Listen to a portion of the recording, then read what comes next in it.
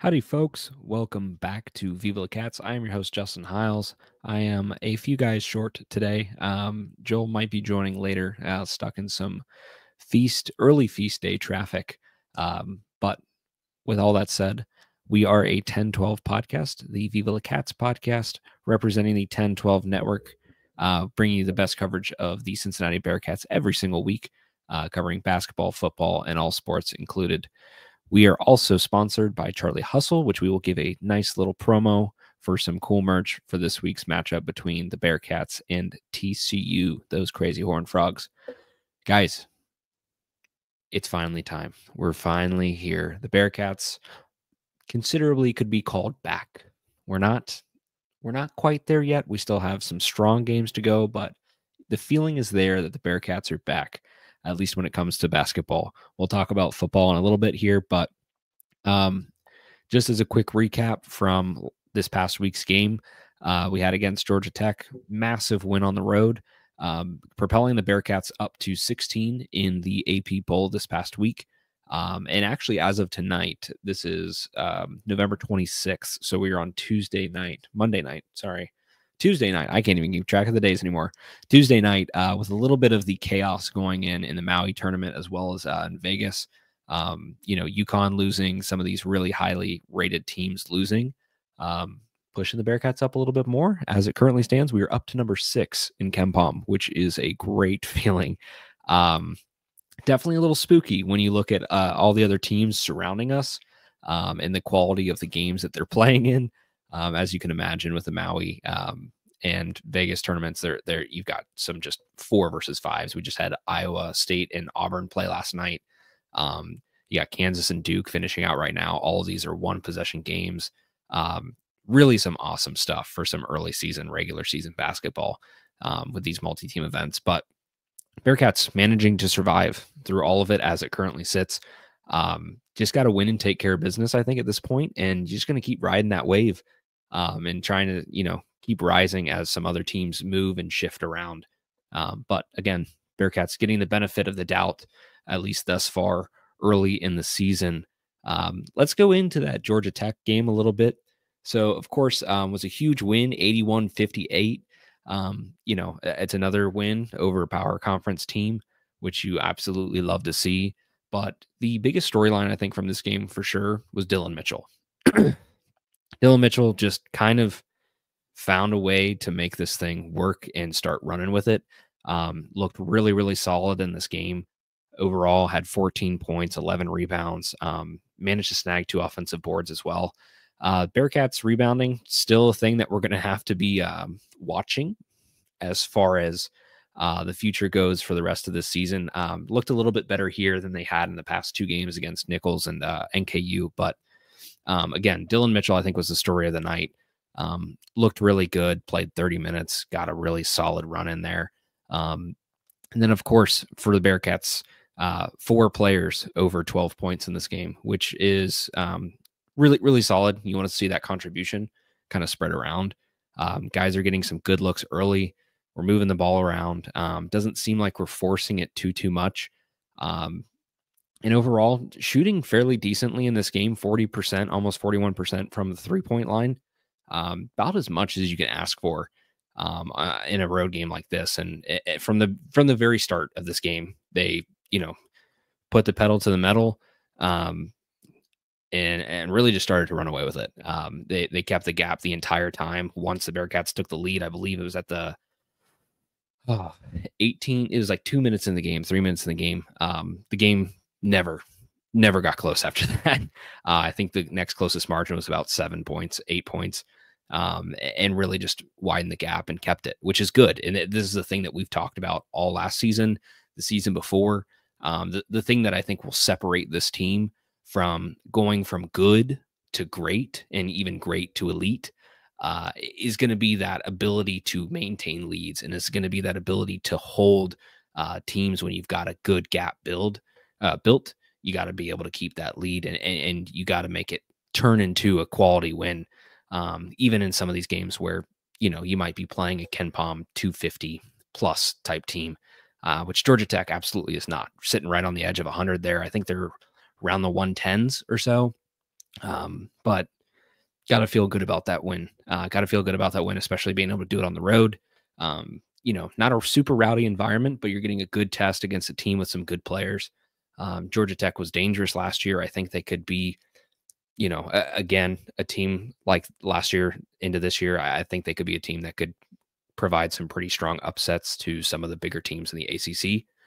We'll see how all that goes. But again, Bearcats off to a pretty solid start, and you really can't complain about where we're at right now. I think the biggest thing at this point, when you're looking at the 16 spot in AP, is how is how is essentially the AP going to react, to some of these wins that we got coming up. Hopefully, some of these not even wins, some of these games that we got coming up, which Nova I think is still going to be it's probably a Q2 game at this point on the road.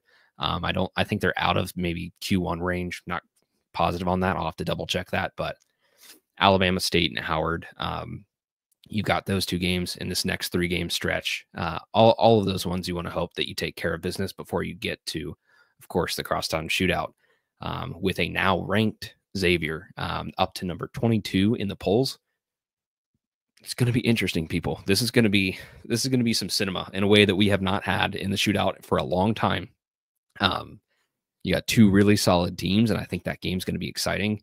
A lot to look forward to there, but it's gonna all come down to, can Cincinnati finally make the things that plague them all season long? Can that, especially the finishing aspect, can they make these little things? Maybe your rebounding is inconsistent one game or 2 games. Your ability to close out late is inconsistent from game to game. Can you get those things right in one game at the right time in your own arena? Can you get all of that right just to come out with a win? It's going to be huge. The Dayton game looks like it's going to be a really rowdy one too. For another neutral site, that's going to be a quad 1 game coming up too. Lots of good things there, and those are things that from those games you're going to be needing those when it gets to tournament time. Just keep winning until you get to these games, and hopefully, if you can go 2-0. Even if you can split it, Dayton looks really good right now. Performed really well. Even though unfortunately they did not end up having the win against Iowa State, lost to UNC as well. 1 possession game in one of those, 2 possession game in the other, and it came down to free throws. Like Dayton looks like a really solid squad. So between Dayton and Xavier, got some big things to look forward to, but to not jump ahead too much, we're going to go ahead real quick and give a quick preview to this week's upcoming games with Alabama State. And then by the time that we record next week, we'll also have Villanova. Alabama State's going to be traveling, of course, to Fifth Third. It's another take care of business game. This is not a this is not a quality team. This is not a team that should be anywhere close in competition. Their losses so far were at UNLV, at LSU, and at Akron. Struggling kind of to put up some, put up some close games in those. I think against their lower competition of Omaha, Lamar, Lynchburg, or Virginia Lynchburg, which is D2, I believe. They get some wins there, but this is a team that quite honestly you should be blown out of the water. It should look very similar to the game that you had against Nichols or Morehead State. You should be pacing these teams really, really well. And I think with what we've proven so far, we're able to do that. And that's kind of the goal, is don't let some of these teams that you're going to look past a bit, don't let them get the better of you. These are games that, like, it seems really simple on paper, but some of these teams are coming in and they're going to be looking to try to get one over on you. Just take care of business. Just take care of business. That's all it is.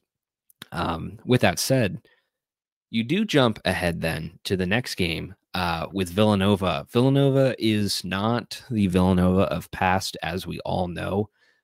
So far this year, they're 3-4 right now to start off the season. They lost to Columbia early, lost St. Joseph's, Virginia, and Maryland. Their wins came against Penn, NJIT, and as well as Lafayette. Lafayette game was a kind of a close one. Penn and NJIT blew both of them out, of course. But these other games, they're kind of they're in, but they're not the team that you would expect for Villanova. And with that said, like where Cincinnati's at, where they're expecting to be, and where they're expecting to go. You have to go into this environment, which is going to be tough, but you have to go into an environment like this, and you have to be able to find a win. I think I would equate this game right now in what last season's situation was, kind of similar to that Howard game. I think it's a game that everyone's going to expect that you're going to win, but it might catch them off guard. It might catch them off guard, and it might be a tight game. Of course, that Howard game last year was an overtime game, first away game of the year. But I think this one is something that we can figure out pretty solidly, and get away with another win, and get home back to Fifth Third for that next few game stretch, which of course, like I mentioned, includes Howard and Xavier, which I think those two games should be. Those games are going to be, again, telltale of, can you keep the momentum up? And then for Xavier, of course, can you make good on all of your promises?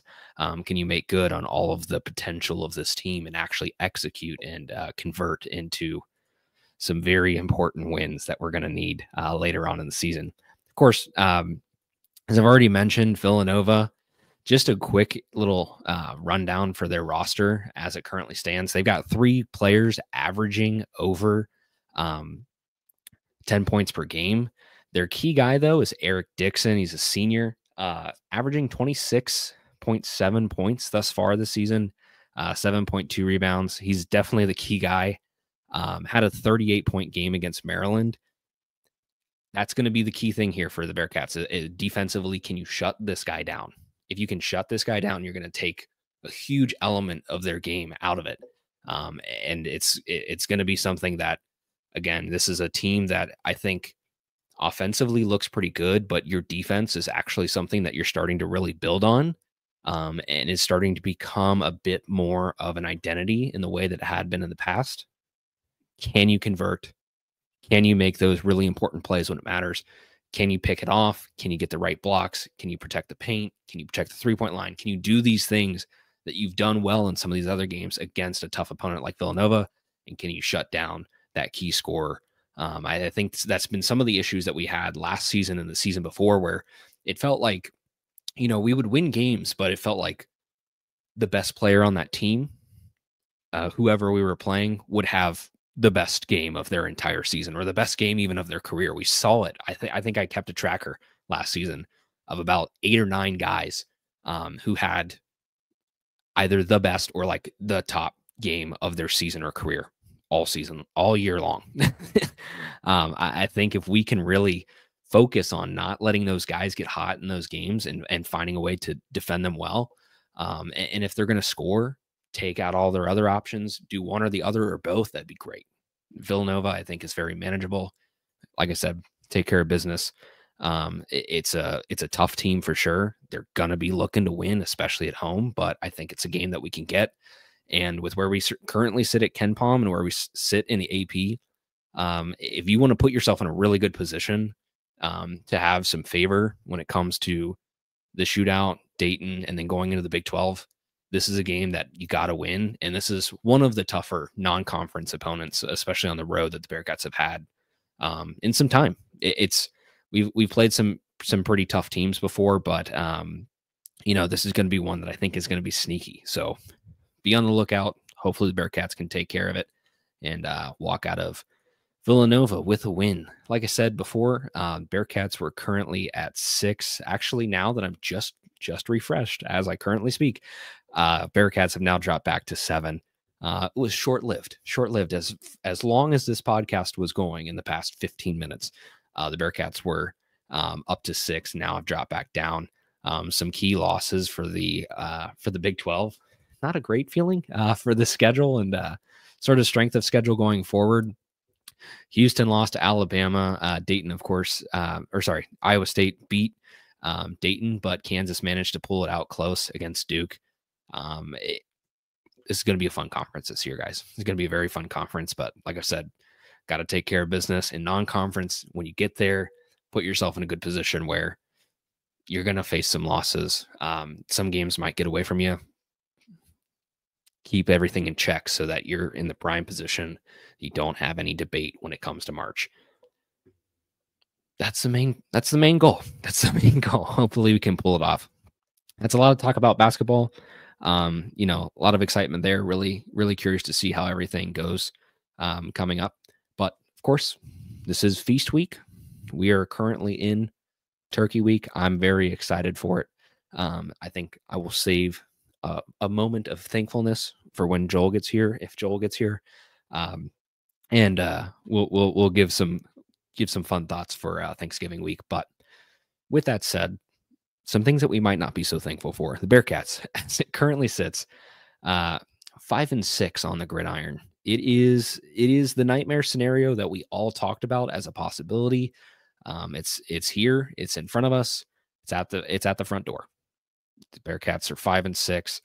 Started off with a 5-2 record and a really, really good looking 5-2 record, and have just gone on a complete skid. Of course, 3 of those 4 games of the past 4 weeks have been on the road. It's not an easy thing to do. We all knew this November slate was going to be tough, but you got TCU. TCU is a team that, as far as this whole season has gone, has beaten, I think, some of the expectations, or at least met them. They've got some good wins. They don't really have a strong strength of schedule, which I think is going to be the best thing for us in this matchup.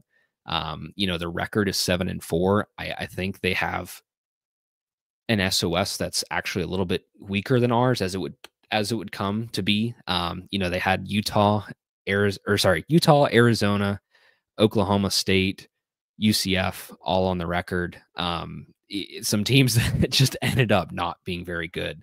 And of course, won all of those games except for a nail biter that they lost on a game-winning kick against UCF earlier in the season. This TCU team looks interesting, but I think they're in a similar position to the Bearcats. Of course, they've already reached bowl eligibility, but where they sit in their season, if they can get that one more win to get to 8-4, I think would feel really good for them, especially after kind of what they were expecting going into the season. With the SOS that they had, they thought it was going to be a lot tougher. Ended up being easier, and so I think for them, they want to capitalize. Cincinnati looks down. They look rough. We certainly are. They're going to be looking to try to get a win in Nippert. This is, of course, going to be our first Nip at Night game this year. I don't even remember at this point. We figured it out at some point, but I don't even remember the last time we had a Nip at Night game. It's sad. It's sad, but at least we finally figured it out. Of course, this game's going to be on Saturday, so at this point in the season, 5-6 record, not looking too hot. The way they played last week against K-State, it seems like this team is completely deflated and lifeless, to say the least. I don't know if it's going to be much of a crowd there at Nippert. I would hope that people show up, but I wouldn't blame them if they didn't. This is the point that we're at. It sucks, but there is some upside. There is some upside, and that is in the fact that you're playing for a bowl game. You're playing for bowl eligibility. It's the 6-6. I wouldn't say floor, but the 6-6 goal, the lower end of your goal for this season, is absolutely doable. I think there's a potential for them to do it. TCU, like I said, is a tough squad. They have a weaker SOS, but they are a tough squad. I don't see why you can't do that. I don't see why you couldn't just go find your win number 6 and get out of there comfortably, go to a bowl game, change the narrative on the end of this entire season, which has not been a highlight season for Scott Satterfield, has not been a highlight season for the Bearcats. One thing that I wanted to specifically talk about, and this is I think we all have differing opinions here. Of course, Steve and Joel are not on as it currently sits, so you're going to hear one opinion, and Steve's opinion, I think, is very much more vocal about Satterfield. I think we all can agree that it's not been optimal, I think, he would come on here and probably say something along the lines of Satterfield needs to be done. We need to move on. We need to figure it out. And that's it. The NIL situation is not getting better. We're losing recruits. Recruits have already flipped multiple times in this past week away from the Bearcats. We're losing 3 stars to other schools. 4 stars look like they're going farther and farther away from Cincinnati every single week. And it's not a great situation. It's not. And I'm not gonna sit here and say that it is, and I'm not gonna say that it's going to get better. We don't know if it's going to get better. I think, like I said, the narrative of this entire season is going to be completely dependent on what happens this week. And it's been a week by week thing, but if you can finish out the season with bowl eligibility, and make it to something, play for another game, maybe find a 7th win if you can, but at least find the 6th, you might be able to say there's been progress. And you might be able to flip the script on that 4-game skid after starting 5-2 and looking really good. As you all know, who have listened to us each and every week, this is something where we've felt really confident, going into the midpoint of the season, and the whole train came off the rails really fast. Unfortunately, that 4-game skid really, really hurt, but we've got some upside. And guess what? For some more upside, we've got a good friend in here. Joel is back joining us halfway through the show. Welcome back. This is what happens when somebody lights the bridge and or playground under the bridge across the Ohio River on fire. Joel, welcome. Happy Thanksgiving week. Happy Feast week. Thank you. Happy Thanksgiving week. Not sure if you touched on it. Obviously, haven't been here for the first 20 minutes, but a little chaotic in scheduling between you, myself, and Steve with working late, family events, Friendsgivings, just all sorts of chaos. But glad we're here. Glad we can talk about Bearcat sports. Have you talked about how disappointing football is? We're pretty much into it. Actually, I'm about to try to give some optimism here. So I'd like to end on some more optimism. So okay. if you have a more negative take, please tell me now. I know you're joining the show in cold turkey here. No pun intended. Give it to me if you got the realist take. Right. Let me give you both. Okay. Yeah. Let me give you both. The devil's advocate of it's an improvement over last year. The devil's advocate of there was such promise. The devil's advocate of, the sun will come out tomorrow. It's the second year, first year in the Big 12, or I'm sorry, but you know what I mean? Yes. Second year. But just in general, it's still so early in a coach's tenure that it's hard to judge. Here's where it takes a turn, because that was all devil's advocate trying to be positive. Here's the "what have you done for me recently" argument. Here's the we started out 5-2. Expectations change as the season goes on. After the Pitt game, we were so doom and gloom, so far out on Satterfield. After we got to 5-2, we were like, damn, this feels pretty good. Like king of the mountain, top of the world. And it just shows you the just how quickly things can change over the course of any sports season. And so how do you find that hope? How do you find oh crap, our recruiting rankings are continuing to plummet? We're on a 4-game losing streak. Like we have bowl eligibility that might not become a thing. And what is there to look forward to? Like, sure, it's an improvement over last season, but can you still count it as a win if your expectations got to be so high during the season and now they are just so low? So, I mean, what do you want? Do you want it to be a loss and for the seat to be even hotter, or do you want a win and to get bowl eligibility only to potentially have another loss to end the season on a stinker? Like it's the tale of two coins, and I'm not really sure which one is the most positive. Yeah, I completely understand that, and I think a lot of people would agree that this is the point that we look at, moving forward is can you, and this is what I was mentioning right before you came in, is can you change the narrative of how this season has gone? I think you've really played yourself off of that, confidence level that you had halfway through the season. And with everything with Satterfield, it doesn't look like it's getting better. The recruiting game is not getting any better. If anything, it's getting worse. We're losing recruits. They're getting flipped. It doesn't seem like there's much upside for the future of having Satterfield around. And I can see why things could go better. I could also see why things could stay the same or honestly get worse.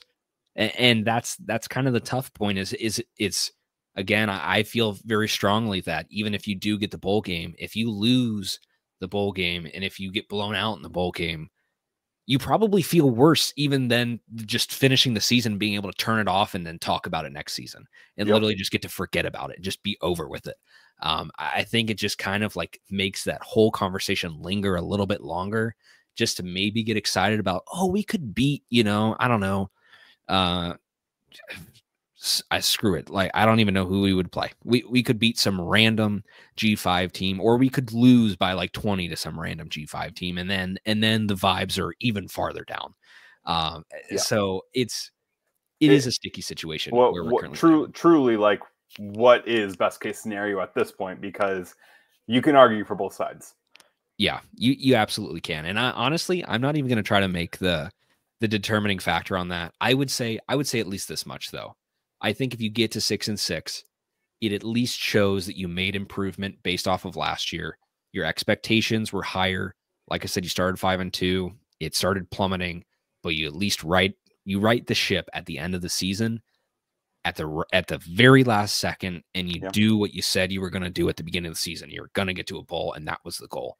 I think you do at least that, and that makes you feel better about where you were. I think it definitely makes you feel better, and you can talk about salvaging a season. You can talk about, hey, like when our backs were against the wall, we really dug in, which of course you can counter argument. Your backs were against the wall last game and the game after that and the game after that and the game after that. Like it's not a good feeling to be in, but of course you want to end on a high note, whatever that means. And so, yes, like if we get this win, we then of course are all in on, we want to win this bowl game.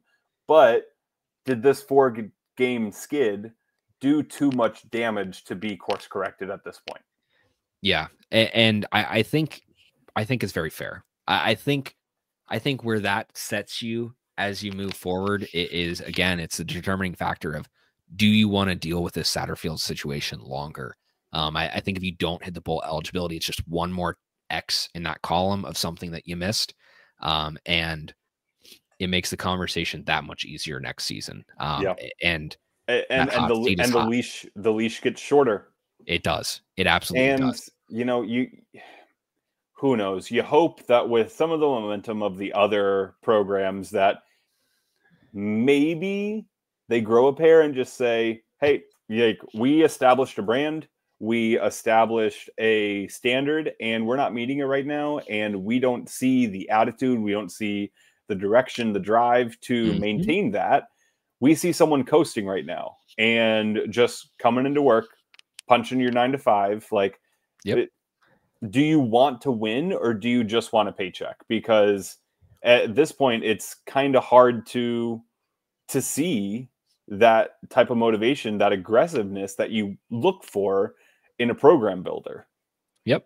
Yeah. And it just kind of feels like, and we saw this, I think, with the K-State game, is it just doesn't seem like there's a lot of life in this team right now. It doesn't seem like anybody's really like out there, and it doesn't seem like anybody's playing gutty, except for maybe Corey Kiner, still hustling every single game. Congrats to him for back-to-back 1,000-yard seasons. It's going to be tough even without him next year. There's going to be some key guys that you want to keep off this roster, or keep on this roster, I should say. But there's going to be some key guys like him and from the O-line that you're not going to have next year. And it's going to be a lot of question marks on how it could get better. I probably, as it stands right now, like not even thinking about how the TCU game could go, I worry more going into next year than I did this year, because this year we had upside. We had people, we had players that were talked about in first round mock drafts. Yep. And, not saying that they're not going to go still. Like, we still have incredibly talented players on this roster. But you look at next year, the players that are going to leave for the draft, the players that could transfer based on how this season has gone and how they feel about the coaching staff. And you look at our recruiting rankings, it's not looking pretty. It's not looking like we have a lot to build on. So that then boils down to, do you want to hit rock bottom to start fresh? It's a very fair take. Anyways, we're very thankful this week for Bearcats basketball, which I looking at the outline seems like you already talked about. But yeah, not to go all doom and gloom on this festive holiday week. Yes, it is a time to be thankful, which we will give our thanks in the back half here. One thing I want to point out real quick before I just drop some great optimism on you. Maybe it's some coping, it's some copium, but optimism. I like copium. We did a quick poll this week on just a sort of gut check for Satterfield and how people feel about him. Gave the options of either you stay through the deal, no buyout, going to be fine for this season, through next season, and then you figure it out. If you win this TCU game, you're on board. If you lose this TCU game, you're out. You're off the Satterfield train. And then out. Those were your options if you're just how you feel on Satterfield. 46% completely out. This is a 350 vote sample size, sizable enough to, I think, make a decision. 26%, so about a quarter, are trying to stay the course at least through this season and next, which feels very reasonable. 10% are locked in, don't want to deal with a buyout, don't want to deal with a payout. You just, if it's good, it's good. It's great. It's great. Awesome. If it's terrible, well, don't pay money that you don't have, especially with the whole NIL situation. It's only going to be more difficult to pay buyouts, and those buyouts are only going to take more and more away from your NIL. Here's the interesting thing. 20% are hinging on this game, and the way that they feel about the way that this game goes will hinge on what they feel about Satterfield, which I think is part of our conversation of exactly how this fan base feels going forward. I 100% agree. Yep. I mean, I am completely in that column as well, because I think I want to say that I would be out on Satterfield. I honestly don't really like Scott Satterfield. I don't think he's the coach of the future, but I see where the upside is. I see where there can be progress forward. I see that he can build something. A lot of stuff got away from you this season, and I don't necessarily think all of those things were his fault. He's going to take the flack. He's going to take the blame because it was just a bad hire to start with. However, could turn into something reasonable. And I think that, again, the narrative at the end of this season is going to be completely determined on whether or not you actually hit the goal, and when you had to do the thing that made your season likable, or at least maybe not even memorable, but serviceable, you did it. If you do that, that shows that there can be progress made, especially after how last season went.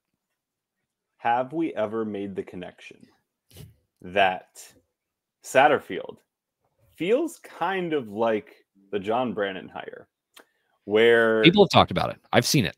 Okay. I've seen the conversation out there. Okay. I haven't, so I just wanted to pulse that. So thank you for saying that this is not an original idea. But you look at it, you had a promising coach who built this just program to what it was. Yep, who built this program to what it was in Mick Cronin. Mick Cronin leaves for a different gig, and you bring in another coach, John Brannon, Scott Satterfield, and sure enough, doesn't pan out like you want. You then go out and your next hire is the guy. We've got Wes in here right now for basketball. Yep. So I think we might have to start looking at, okay, Satterfield isn't it. We know this. We have a resume now. We had a resume beforehand. We had Louisville fans happy that we took him off their hands. We have reasoning to believe that he's not the guy. So looks like our next hire, in theory, should be based on our track record here at UC. So maybe we do want to lose this game. I'm Bearcats ride or die. I'm going to be there in our season ticket seats. we're renewing for next year. We'll be at tailgate. Like I'm ride or die Bearcats, but maybe you want to see the bottom, to see the light at the end of the tunnel. Hey, and let's put this out here too, because I think there's some really strong opinions out there, which I completely understand. You never actually want your team to lose. You don't. Like, you just Correct. don't. Yeah. You do not want your team to lose. But I think what people look at is, and quite honestly, no matter what happens this game, Satterfield's not gone. Correct. We're not going to afford that. We're not going to pay that. It's just not going to happen. He's going to be here next season. It's just how that narrative changes and how it adds to the hot seat. And if you want to see a change, this is going to be that one thing that's just going to put it one step closer. People don't want to see this team lose. You don't want to cheer for your team to lose, but people want to see a change. And the only way that happens is if this conversation does not get, if it doesn't pivot, basically. Yep. And where this conversation is going is leading in the right direction of moving Satterfield into some other team or moving him on away from Cincinnati. A win corrects that and sort of shifts everything back to, okay, well, he could stick around. We could see how it goes for another year. And that's not next season. That's the season after, because then that's going to give him the benefit of the doubt. As we've seen across college football, a lot of teams are just going to try to figure it out unless you're the big ones. Like, A&M, of course, can afford a buyout. Florida could afford a buyout. Napier beat some good teams this year, lost to some bad teams, and they were ready to. It looked like the writing was on the wall for Napier to be gone, and then they actually extended him after a big win.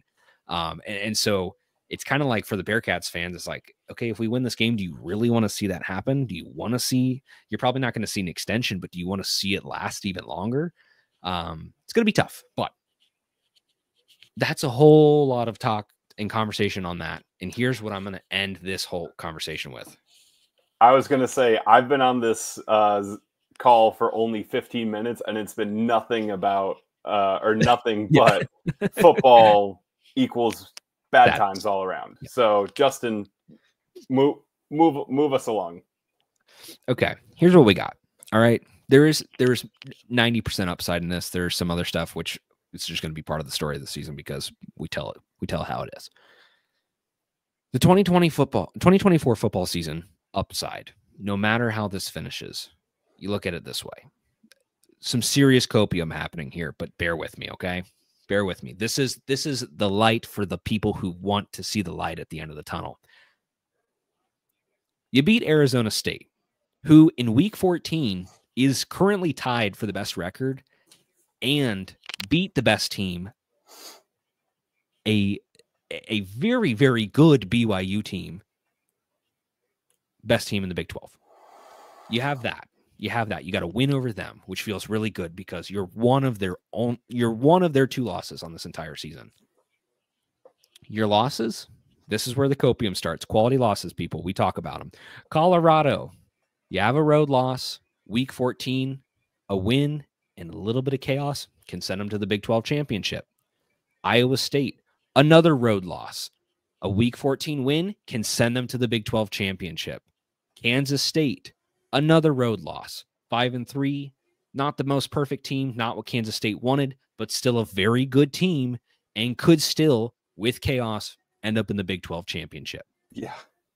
You had Utah, Ohio, Oklahoma State, you had Arizona, all these other teams that legitimately were favorites to win this season, fell off the train. They're not on your schedule. You went from what looked like the easiest SOS to actually having a significantly difficult SOS that nobody really saw coming. Of course, you didn't have BYU this year, but other than that, Iowa State, Colorado, and Kansas State on the road, those are some tough games. And look at where these teams are at the end of the season. Like, they're playing to go to the Big 12 championship. That has merit. And you beat a team that likely will be in the Big 12 championship in Arizona State. I think all of that has merit. I really think it does. The Tech game, another 5-3 team, which is in the top half of this conference. All of your losses in conference came to the top half of this conference. And that includes West Virginia right now too, which is crazy to talk about. But all of them came like that. Texas Tech, it was a fluky game where you lost your 2 your two starting running backs in Pryor and Kiner. And it was a fluky finish with clock management and timing and refs, and it was crazy. And it's on the road.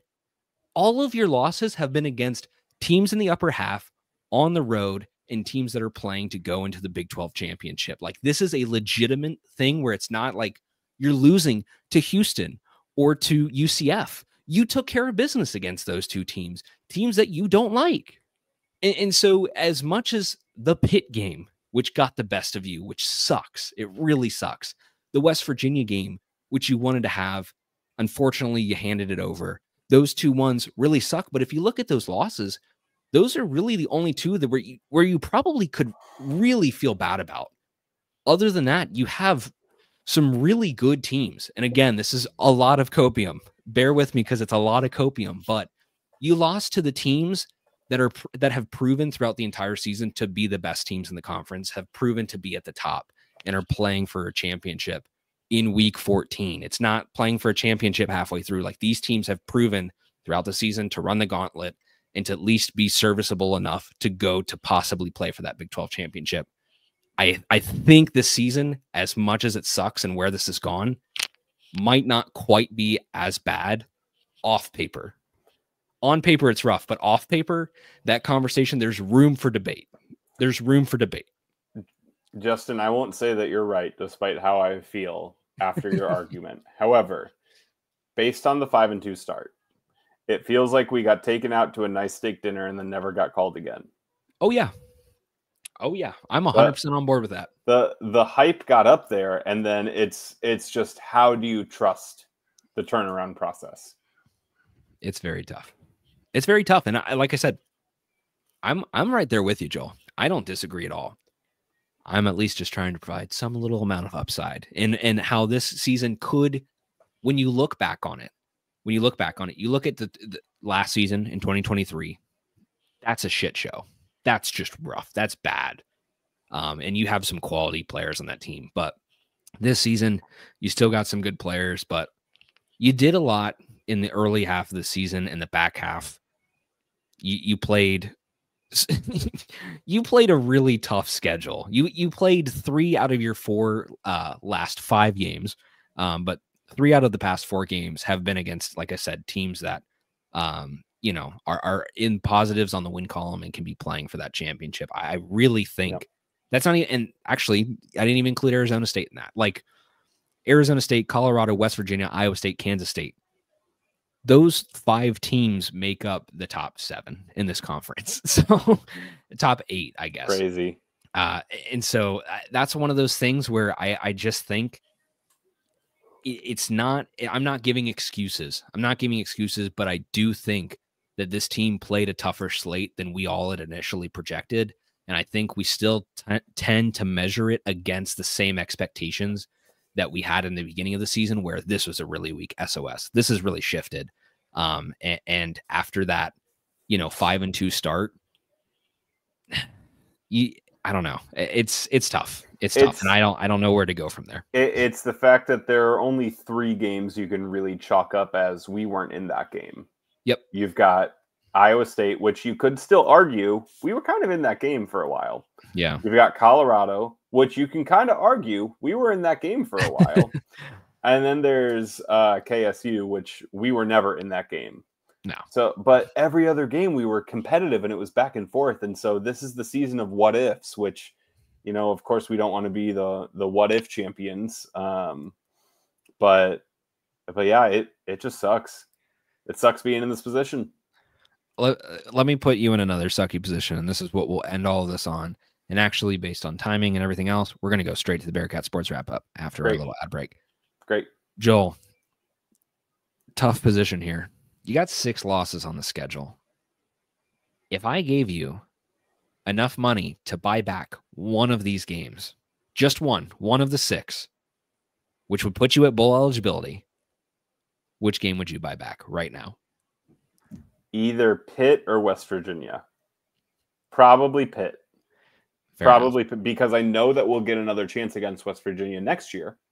Mm-hmm. And there's no guarantee to get Pitt back. Yep. That's very fair. I think. Or Colorado on the road. That that would have been a fun one to swipe. But probably Pitt for sure.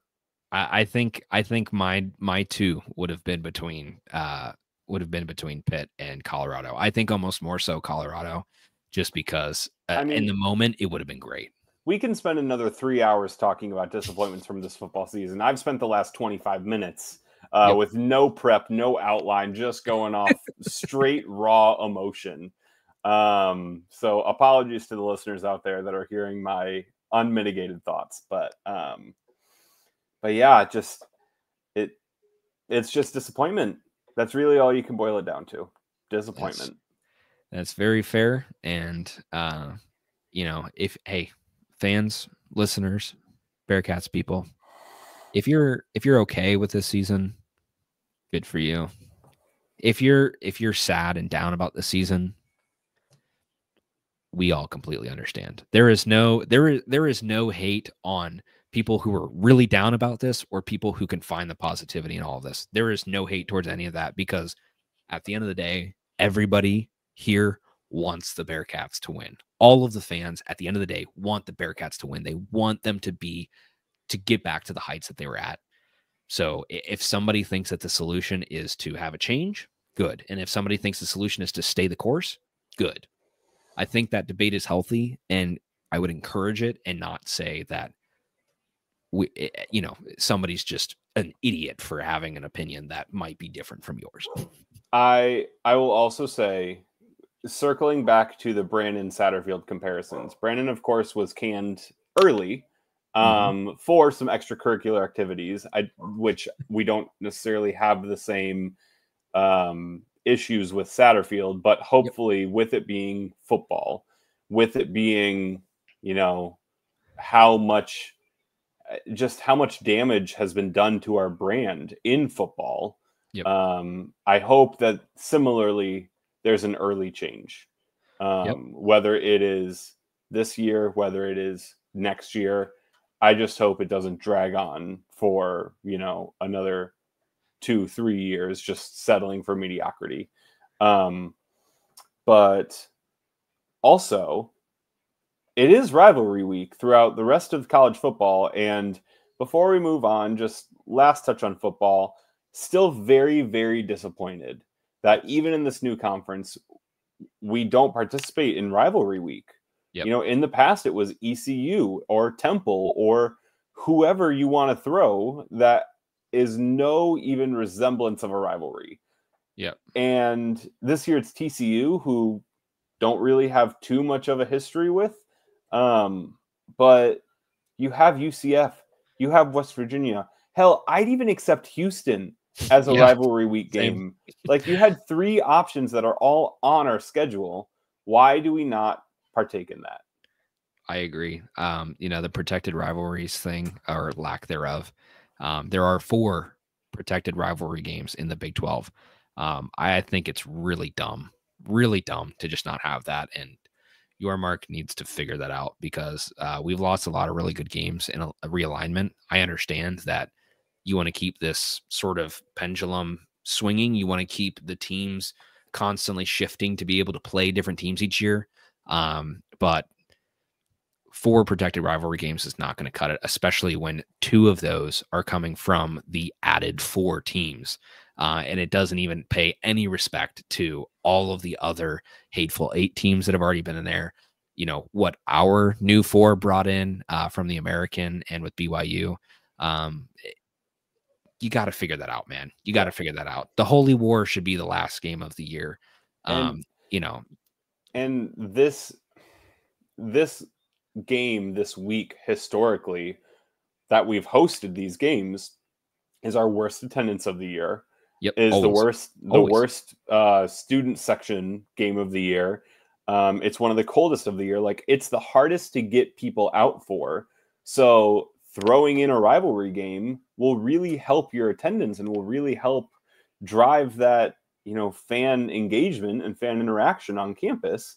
And not having that is just such a detriment to just call it, like, for example, our season's on the line, bowl eligibility is on the line. And I hope we have a full stadium, but it's not nearly going to be as packed as it has been, especially after losing 4 in a row, which that's besides the point. But I know this was the first game that they didn't announce a sellout early, and they're running promo deals for tickets for this weekend. Like you just wish it was a rivalry so that it kept the engagement up, even at the end of the season. Even if we were 2-8, 2-11, whatever the record would be, throw a rival at the end of the season, get us excited. I 100% agree. Joel, guess what? You're going to get kicked off the screen for a second because there is stuff to be excited about. And that is some great stuff from our friends, Charlie Hustle. Baby, oh baby. Every single week, we're trying to give you some cool gear. This week's matchup, of course, is between the Bearcats and the Frogs, the Horned Frogs. Some elite merch here for TCU. Absolutely elite merch. Having a horned frog wearing you got a horned frog wearing a long sleeve shirt on a long sleeve shirt.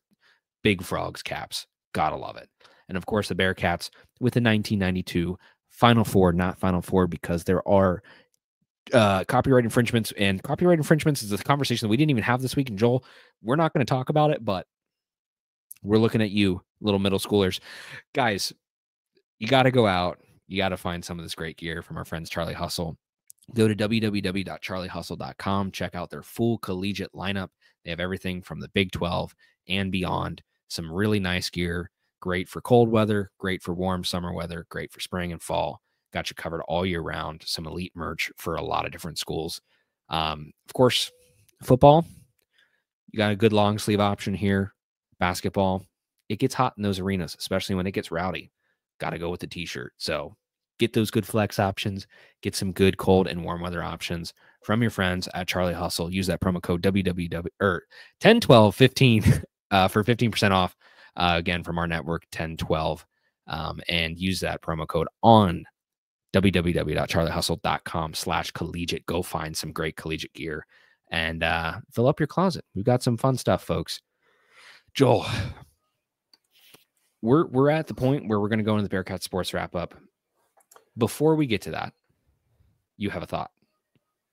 Oh, I was just going to touch on our picks of the week. Every single week this year, I have picked cats. Mainly the overs, lots of cats money lines, and they've burned me quite a bit. Yep. And so I think that to end the season, it would be very fitting to try and reverse jinx it, to bet against the cats. However, I'm not that guy. I'm still riding with the cats. How could you not? Cats by 90. Cats by a milli. I'm gonna take the cats too. I didn't the past 2 weeks. It actually worked out in my favor. But I'm taking the cats this week. I do think there's a legit chance that they can do this. And I think this team right now, at this point in the season, has a lot more to play for than TCU, who's already bowl eligible, who's got it figured out. I mean, and last time Sonny Dykes came into Nippert, got his ass handed to him while he's coaching them SMU Mustangs, who are rightfully making fun of the Big 12, unfortunately. I mean, look, there's something to be said for betting with your head, not your heart. But screw whoever says that. Go Cats. Put a mortgage down on them. Don't do that. That's very irresponsible. But yes, absolutely. Hopefully they can pull it off. We will be there cheering in attendance. It is going to be below 32 degrees in the nip at night. No sunlight. It'll be a good one. It'll be rowdy, and we'll see what happens. That it shall. That it shall. Joel, before we get to our Bearcat Sports wrap up, tell me one thing you're thankful for. I'm thankful for you for inviting me onto this show while Steve was out getting ready for his wedding, bringing this show and getting to talk sports again after so many years of hiatus. It's felt good. Admittedly, I have, since stepping away from Barstool and Viva La Cats and all that when we left school, I kind of took a step back in my sports fandom and was more of a casual fan of the, I've been so obsessed with this for the last few years. Like it felt good to kind of become more of a casual fan and just watch and, you know, not bet, not know every single player on the roster, but getting back into it this year, man, I miss this. It feels good. So thank you for having me. Thank you, listeners, for putting up with me. I know I talk a lot. I mess up words a lot. I go on long tangents that make no sense whatsoever, but brings a little joy to my life every week. So thank you. Thank you, Joel. I'm also thankful for you. It is great to have you on here, of course, every single week. And you know, this is the best part about podcasting. For those of you who don't have a podcast and who don't do this every week, sometimes it's just nice to shoot the shit with the bros. Yep. And you know, I've always joked about this with friends, but it is true. You know, even with you know, bringing Joel back into the show, and even with Steve, it's just really nice to have a good excuse to like set aside time to talk to these guys each week because I love these boys, and it's fun to talk to them. And a little peek behind the curtain for the listeners out there. I mean, we get on this call maybe 30 minutes before we actually start recording and are shooting ideas back and forth, are doing, you know, pre-show work and making our outlines and running through stats. And then afterwards, we normally spend 30 minutes. We've spent up to like 45 to an hour before truly just shooting the shit. Like, I'm still in Cincy. You're down in Nashville. Steve's out in Arizona. Like, we really don't get to see each other. That's why it was so great that Steve got married a couple weeks back, that we were all together again in person. But yeah, it you know, peek behind the curtain for the listeners. It is truly just awesome as friends to get together, shoot the shit, you know. It might not be the best analysis, but hopefully there's some chemistry there that you guys enjoy listening to. So thank you for listening. Justin, thank you for having me back. Absolutely. And, you know, I'm going to give one more thing that I'm thankful for, because we're not going to go into a long conversation about this because we already covered all of it. I am thankful for cupcakes. I am thankful for cupcakes. And you want to know why I'm thankful for cupcakes, Joel? Because cupcakes at this point in the season, this early on, when you're looking at KenPom rankings, when you're looking at the AP, I would much rather be playing a cupcake than playing in some kind of MTE where I get blown out by 20 points against Auburn or against Iowa State or against some other team that is going to completely destroy all of my maybe, hopefully not, false hopes about the Bearcats being incredibly back. I do think this team is good. I'm very excited about where they're going, but sometimes it's nice just to play the easy teams, puff yourself up a little bit, and then wait for the big games in order to execute. And that's where we're going. That's where we're going to stay. Basketball is the Cats are back. The Cats are back as best as they can be at this point in the season. We are in control of our destiny right now. No one else is. And that's why I am excited for cupcakes. I am thankful for cupcakes on this feast week. Well, and once again, it's great when you start the season, you know, preseason specifically, with hype going into the season, where you start ranked and then you play these cupcakes and you win the games you're supposed to. You know, it does a lot of good for you later in the season, to where if you do drop 1, drop 2, drop 3, whatever it is, you still have the benefit of the doubt in a lot of people's eyes of, okay, but they're still one of the top 20 teams. Like, yeah, they're on a bad streak, but it's the eye test. They're still one of the best teams. So yes, thankful for cupcakes. Absolutely. Absolutely. Guess what? It's time at last for the Bearcat Sports wrap up, and then we're going to get out of here. Here's what we've got. We're going to give this to you in 3, 2, 1. Women's basketball. Jillian Hayes had 28 points and 11 boards as the Bearcats beat Georgetown on Friday on Prince Edward Island 59-57. They unfortunately dropped their next game to Florida Gulf Coast, but the Cats will get the week off before they host Central Connecticut State in Fifth Third Arena. Women's volleyball, also in Fifth Third Arena. Cincinnati defeated number 24 BYU on Thursday night in an upset before falling to number 19 Utah on Thursday. Playing some ranked teams here, folks. And then Cincinnati will host number 16 Baylor and number 22 TCU on Wednesday and Friday, with Friday being senior day. That is a loaded schedule. I know we talk about football and basketball, but look at that, guys. That is 4 consecutive top 25 games. Get up in there. Get in that arena and support women's volleyball. This team is good. They are quality. Get some wins. It's rowdy in there when that team gets going. And of course, we're going to finish off with hockey. Cincinnati swept Purdue Northwest this past weekend, winning by final scores of 5-1 and 8-6. And their next game will not be until the spring semester starts in January. That is your Bearcat Sports wrap up for this week. Thank you, as always, to our sponsors, Charlie Hustle, for providing some great merch. And thank you to our network, 1012, the 1012 Network, your place for all things Big 12. If you want basketball, you want wrestling, you want the Cincinnati Bearcats, you want Texas Tech, K-State, whatever you might want, they've got it all. So go on over to the 1012 Network on X, go over to the website, give us a follow, check out all the other shows, some great coverage from some great, great people who we are also thankful. We are also thankful for our sponsors, and we were thankful for the 1012 Network every single week. Joel, it's been a pleasure having you on. I think it's time to move on. And guess what? Tomorrow's Wednesday, one more day closer to Turkey Day. And I will ask you this as the final question before we leave. One word answer. What is the best dish at Thanksgiving? Yes. Yes. Yes. That's that all that I love that answer. I love that answer. I completely agree. Yes is the answer. I got beans, greens, potatoes, tomatoes. Perfect. Well, those of you who are traveling for Thanksgiving, please have a safe trip. Yes. Getting to wherever you're going to and from. Have a great time with your family. Keep politics out of the table. Fight somebody who brings it up. We don't need to talk about that. It's feast week. It's Thanksgiving. We're together. No division. This is what we're talking about this week, folks. Nothing but family and good times, good vibes only. Good vibes for the Bearcats. Happy Thanksgiving. See you next week.